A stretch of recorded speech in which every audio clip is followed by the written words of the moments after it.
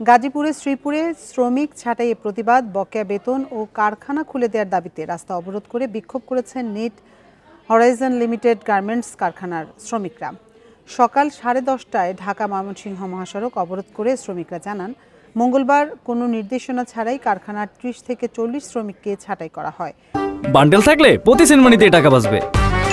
বিকাশ send money bundle কিনে জিতুন প্রতি লেনদেনে। প্রতিবাদে তারা কর্মবিরতি পালন করেন। পরে কারখানা কর্তৃপক্ষ তাদের কাজে ফিরিয়ে নেওয়ার প্রতিশ্রুতি দিলে শ্রমিকেরা ফিরে যান। আজ সকালে কাজে যোগ দিতে গিয়ে দেখেন কারখানার মূল গেটে তালা ঝুলছে। বিষয়টি শিল্প পুলিশকে জানালেও কোনো উদ্যোগ নেওয়া হয়নি। এ সময় বিক্ষুব্ধ শ্রমিকরা বিক্ষোভ করলে রাস্তায় যান চলাচল বন্ধ হয়ে যায়। পরে সেনাবাহিনী গিয়ে মালিক পক্ষের সাথে কথা বলে পরিস্থিতি স্বাভাবিক করে।